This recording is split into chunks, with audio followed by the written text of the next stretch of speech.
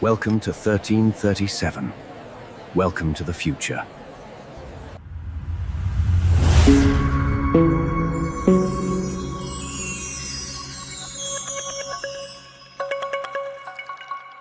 Welcome to 1337, the future of podcasts on the human element. I'm Max, and, I'm here to help you, figure out this whole human behavior thing. And I'm Sophia, ready to, really explore the depth of what makes us tick, the human psyche. And today we're tackling something that's been a head-scratcher for, pretty much forever. Where did the universe come from and where is it going? And, you said there was some pretty wild stuff to get us started. I mean, the James Webb Telescope is out there making discoveries that are turning what we thought we knew on its head, not to mention the whole mystery of time itself. So our mission, if you choose to accept it, is to unpack these complex ideas and, maybe extract some of the most interesting nuggets for our listeners. Sounds like a plan. So first up, let's talk about this curveball from the James Webb Telescope. A group of 16 scientists put out this paper based on what Webb's been seeing way out there in the distant universe, looking at these super old galaxies. And get this, they're not just any old galaxies either. Yeah, right off the bat, it's mind-blowing how mature these early galaxies seem to be. I mean, we're talking as developed as our Milky Way, maybe even more so. They're like these little cosmic overachievers. And the kicker is, they existed way before our galaxy was supposed to have even formed, way back in the early universe. I know, right?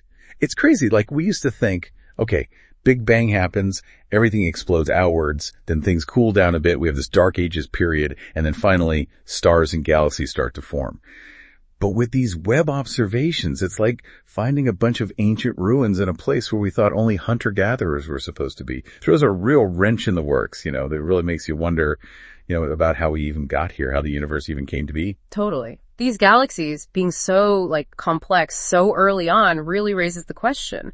Was the Big Bang really the absolute beginning, or was there, a pre-show we missed? Makes you rethink the whole cosmic origin story and even time itself. What even is time, man? Makes you wonder if, the universe had a whole before chapter we're just starting to get a glimpse of. It's funny, before the 1900s, most scientists actually thought the universe was this static, unchanging thing. Mm-hmm. No Big Bang, no expansion, just, boring, I guess. Yeah, like a cosmic still life painting or something. But then came this dude, Vesto Slipher, looking at these blurry patches in the sky, nebulae, and realizing they were booking it away from us at crazy speeds. Then Edwin Hubble built on that work, and boom, he discovered that the farther away a nebula was, the faster it was moving away. That was huge, solid evidence for an expanding universe, which, Einstein had actually predicted with his whole general relativity theory, the one about space-time bending and warping. So that's the path that takes us to the Big Bang, right? Everything's moving apart, rewind the tape, and everything must have been crammed together in this unbelievably tiny, dense point, a singularity. It's like the ultimate cosmic traffic jam. All the universe's stuff in one spot. That's what we usually picture as the start of the Big Bang. Exactly. But the thing is, while the singularity is a mind-blowing concept, it also shows us where our understanding hits a wall. I mean, the universe is massive, and those first fractions of a second after the Big Bang, the conditions were so extreme, it's beyond anything we can really imagine. It makes you ask, what was going on before the singularity? Was there even a before? Was there literally nothing? I mean, how is that even possible? Yeah, that's a toughie. So how do we even begin to wrap our heads around this before business? I remember you mentioned this analogy with the balloon, which was really helpful for me. Could you walk us through that again, for our listeners who might be struggling with this? Sure thing. So picture the universe like the surface of a balloon. The scale factor. It's basically a measure of how big the balloon is. Our universe now is inflated to a certain size. Let's say it's a scale factor of 1. But if you think about the universe in the past, the balloon would have been smaller, right? And if you draw 2 dots on the balloon's surface and blow it up, those dots move further apart, just like galaxies are moving apart as the universe expands. Now, if you let the air out, deflate the balloon all the way, you'd end up with this tiny flat piece of rubber. That's kind of like the singularity. Everything's squeezed into this super tiny point. Okay, I see what you mean. It makes the singularity a bit more concrete, But then the thing is, even with Einstein's amazing equations for gravity and all that, general relativity, we hit a snag when we try to go all the way back to that singularity. What's the problem there? Right. And that's a really important point for our listeners. Even though Einstein's equations are super powerful, and when you use them to go back in time, they point to that moment 14 billion years ago, this point of infinite temperature and density. The thing is, There's good reason to think that general relativity, as good as it is, might not be the right tool to describe the singularity itself. It's like trying to, I don't know, use a telescope to see a single atom. It's just not the right tool for that kind of precision. That makes sense. So is that where cosmic inflation comes in? I remember reading about this period of super fast expansion happening like right after the Big Bang. Exactly. And what's super interesting is that this theory of cosmic inflation, this idea that the universe went through this crazy growth spurt a fraction of a second after the Big Bang, around 10 to the power of -32 seconds, it actually helps clear up some of the weird stuff that the basic Big Bang theory couldn't explain, like why the universe looks so similar in temperature everywhere, even though it's so fast. And it gives a way for those tiny, tiny quantum fluctuations to get blown up and become the seeds for galaxies. So like a cosmic landscaping project, making things even and planting the seeds for the universe we see today. That's pretty cool. But even with inflation, the singularity is still kind of a mystery, right? Totally. It's like this super dense, super tiny point where quantum forces, the rules that govern how things work at the smallest level, become really important. And general relativity, which works great for big stuff like galaxies and stars, just isn't designed to handle that. So it's like trying to, use a hammer to fix a computer chip. Pretty much. And that's why some scientists are starting to think we might need to rethink the whole Big Bang singularity idea altogether. It might be a clue that there's something even more fundamental going on, some deeper level of reality that we're not quite grasping yet. That's where Professor Roger Penrose and his Conformal Cyclic Cosmology come in. I remember reading about this, and I have to say, it was a real mind bender. It's definitely a big departure from the usual cosmic story. Penrose is basically saying, what if the Big Bang wasn't the beginning, but just a transition from something that came before? He suggests that we might need a new, more complete theory of gravity to really understand this.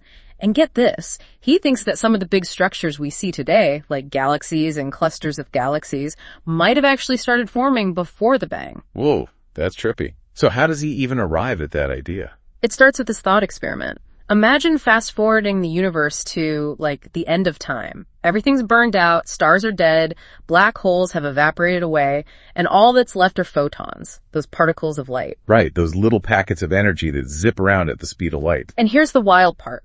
Because photons travel at the speed of light, they don't experience time like we do. For a photon, traveling across the universe is like an instant teleport. They don't age. It's like time doesn't even exist for them. So for a photon, the whole history of the universe is just one big now. That's crazy. Totally. And the laws of physics that govern light, Maxwell's equations, they have this special property called conformal invariance.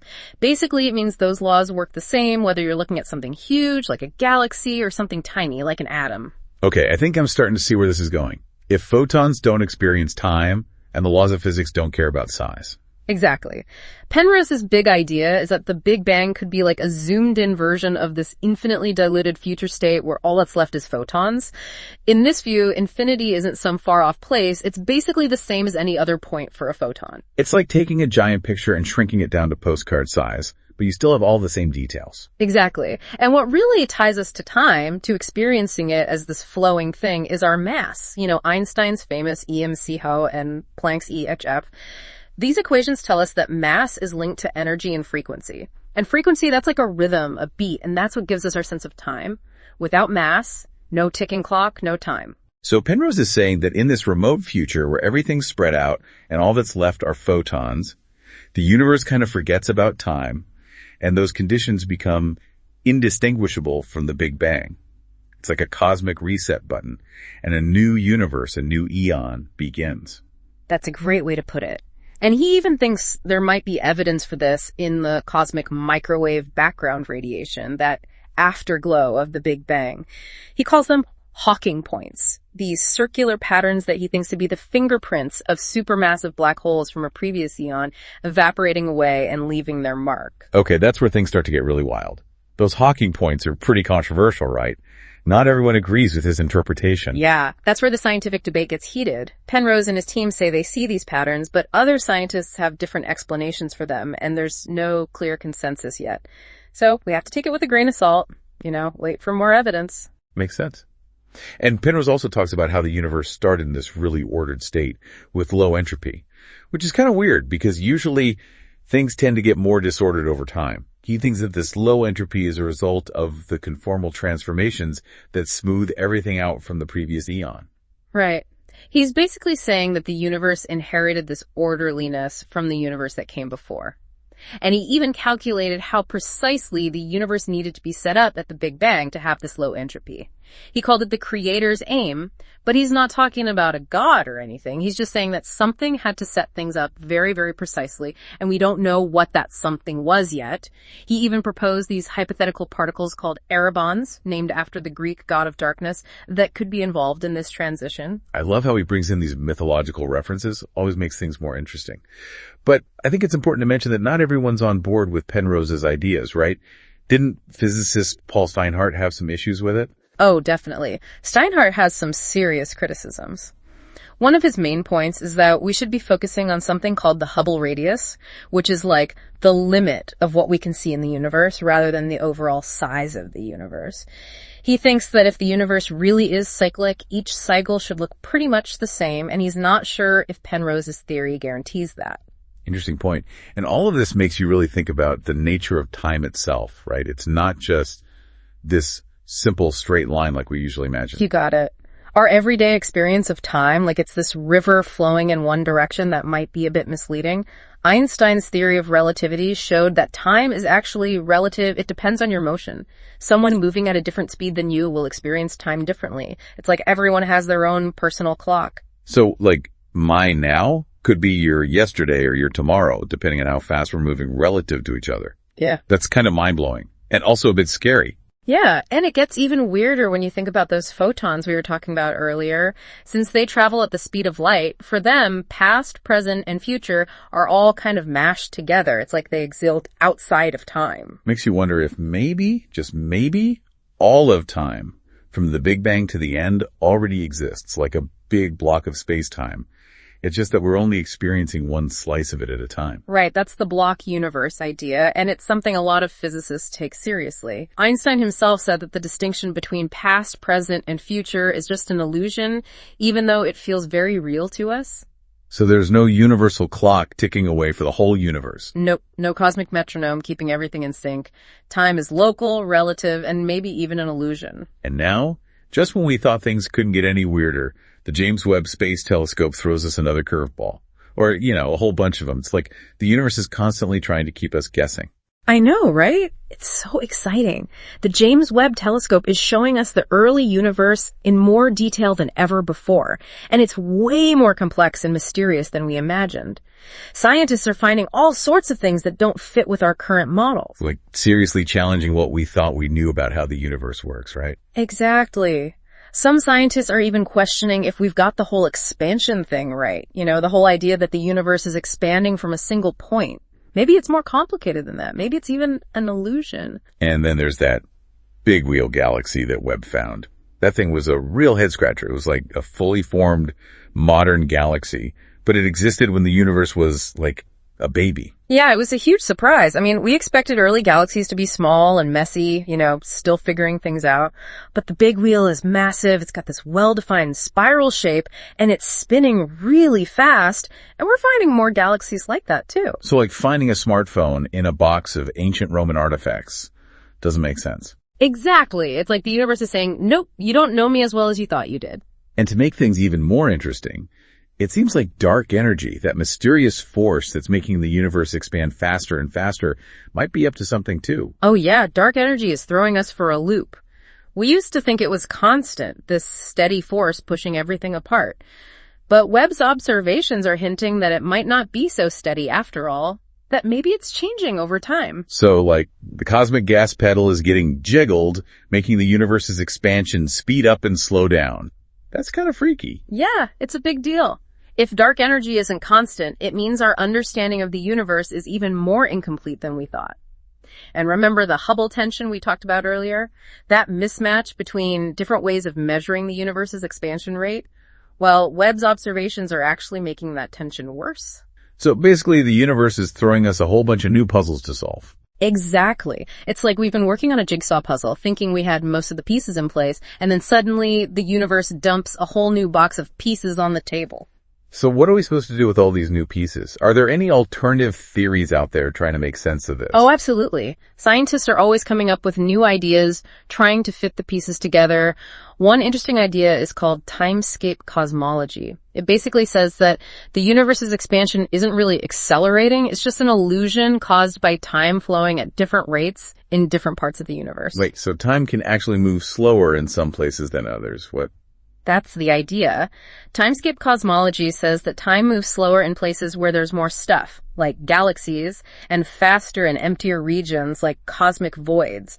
So when we look at distant galaxies, it looks like they're moving away faster than they actually are, just because time is moving slower there. So it's like we're looking through a cosmic funhouse mirror, and the universe's expansion is distorted. I kind of like that idea. It's pretty creative. It is pretty neat, and some studies have actually shown that timescape cosmology might fit the data even better than our current standard model.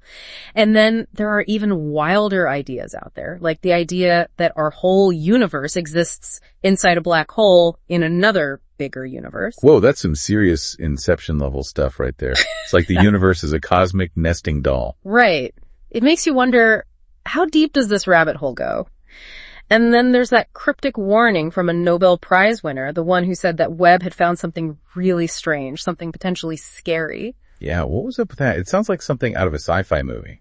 Well, the details are still a bit vague, but I think the point is that Webb is showing us things we never expected to see. It's challenging our basic assumptions about how the universe works. So it's not necessarily that we found something specifically scary.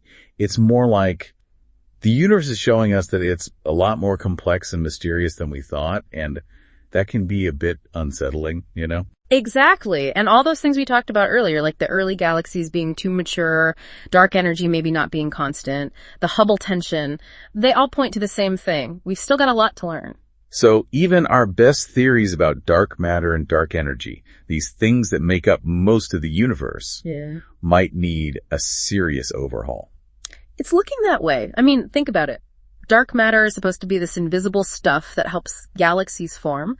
But if galaxies were already forming much earlier than we thought, then maybe dark matter isn't behaving quite like we thought it did. And dark energy, if it's not constant, then that throws a wrench into our whole understanding of how the universe is expanding. It's like the universe is saying, hey, those equations you came up with, nice try, but not quite there yet. Right. And even the way stars formed in those early galaxies is puzzling. They seem to have formed way more efficiently and quickly than our models predict. It's like they had a cosmic cheat code or something. So basically, everything we thought we knew about the universe is getting a cosmic makeover, thanks to the James Webb Telescope.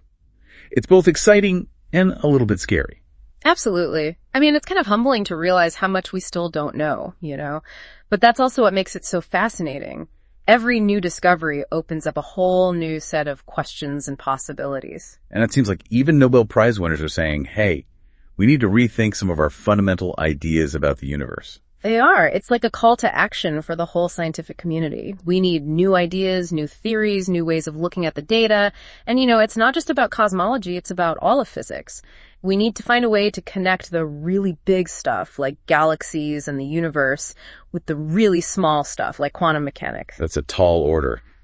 But hey, if we can figure out how to cram the entire universe into a single point at the Big Bang, maybe we can figure this out too. I like your optimism.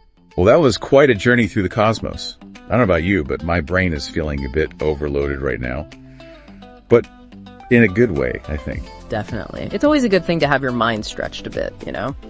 So for our listeners out there, if you're feeling a bit overwhelmed, but also intrigued, and you want to dive even deeper into these ideas, we've got you covered. Visit us at 1337podcast.com for more. We've got a ton of resources there to help you explore the human element in this vast and mysterious universe. We'll be back soon with another deep dive into the unknown.